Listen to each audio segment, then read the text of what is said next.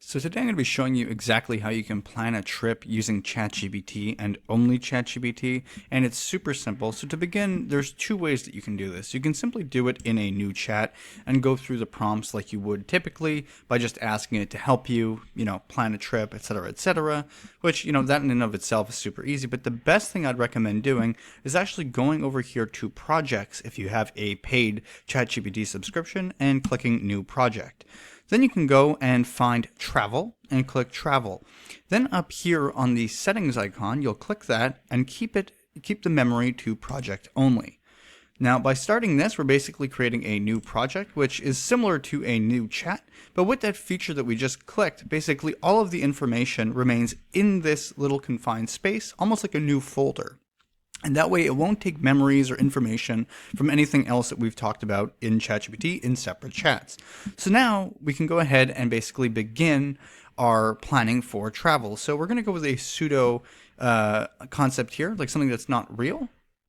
So what I'd recommend doing is basically telling it where you're going. So in this case, I say, I am going on a trip to Japan in 1 month. Can you ask me a series of questions to help me plan the best trip possible? Now, by doing this, it'll actually ask you questions regarding what you're doing, and you'll make sure that you're getting the best responses and the best planning that ChatGPT is capable of doing. And keep in mind, you can also go ahead and upload any documents regarding your trip so it has more information. For instance, if you already have your hotels booked, or if you have the exact location, or if you have maybe your certain flights or any other documents you feel would be necessary in planning a trip, you can go ahead and click the little icon down here and then upload whatever documents you feel necessary. In this case, we won't be doing that because we're doing it for a practice purposes, but in the case that you are planning a trip, I'd recommend doing that so you get the most information and help possible from ChatGPT. So now, as you can see here, we have several questions that it's asking for, actually plenty of questions, quite a bit. So you would be answering the trip basics, such as how long will your trip be in total? What dates will you be traveling? Is this your first time in Japan? Will you be traveling solo? Travel style and interests, how would you describe your travel, and all of these different questions. So I'm going to go ahead and answer them one by one, and I'll show you guys exactly what it gives back.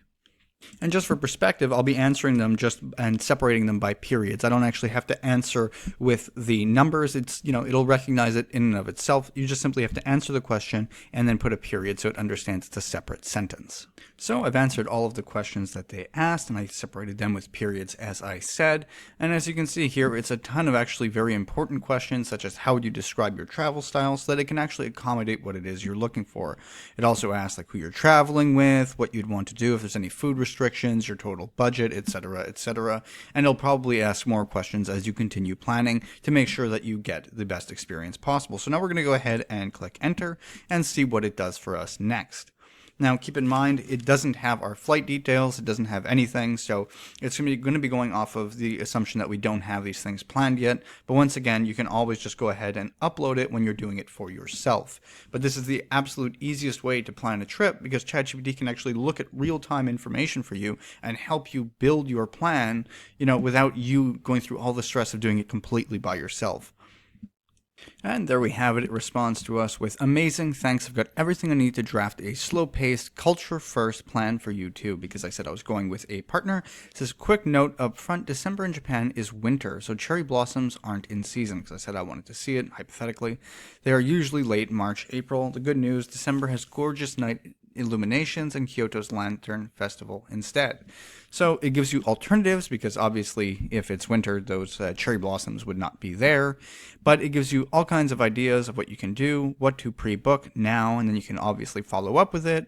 The trains, the passes, what's best for you to do on your budget, and then a day-by-day plan that it can help you plan ahead of time. So as you can see here, Tokyo 6 nights, arrive around December 6th. I told it that my budget is $5,000 USD. I wish that were the case, but that's not the case. It's just hypothetical. And let's scroll down. We got Kyoto for 9 nights. Your hub. You'll have time to settle, to breathe, revisit favorites, and do 2 to 3 mellow day trips. And it gives you basically a whole breakdown of how long you could stay. Budget fit, target 5,000 USD for 2, excluding the flights, because that's a separate thing in their case. And then it basically goes over the hotels, etc. So I'll convert the above into a bookable checklist. Now I can go ahead and tell it I'll upload my flight details soon. Can you help me find hotels. And then this will actually help you now find the hotels for your trip. And you can basically do this for almost anything it is that you're planning, including the hotels, including the flights, including everything. God, my spelling was terrible. Doesn't make a difference. You can just go ahead and ask it all these different questions, and it'll help you through the entire process of planning your trip. So you'll see here, you upload your flight details, then I'll choose the ideal neighborhoods, etc., and it'll literally look on places like, let's say, Expedia or other things and find it for you and help you go through the process for ratings and all the different things. You can ask it which is the best for specific ratings, for your budget, and any other questions you have regarding your trip. So that's basically it. This is how you can basically have the best travel assistant while using ChatGPT. But once again, what I'd recommend doing is not just going to new chat, because it's going to use all your previous details. It can get messy. It's a lot cleaner when you're creating a travel plan to simply go to new project, click travel, and then go back and have one with the confined details of what it is that you would want. That way there's no overlap in other information that you share with ChatGPT, and it keeps all of your documents private. Private relative to your other chats. And as you can see here, once again, you can simply add files ahead of time to make it simpler. And you can also go ahead and, let's say we're creating let's do a new project. You'd go here. And once again, you would go and click project only for memory. This way, it once again confines it to, it can only access its own memories. Its memories are hidden from the outside chats. That's very important when planning a trip, in my opinion. So you'd go create project, and then from there, you'd go ahead and add the files necessary, as I said earlier. So that's about it. Hopefully you guys found this video helpful. If you did, please like and subscribe, and have a nice day.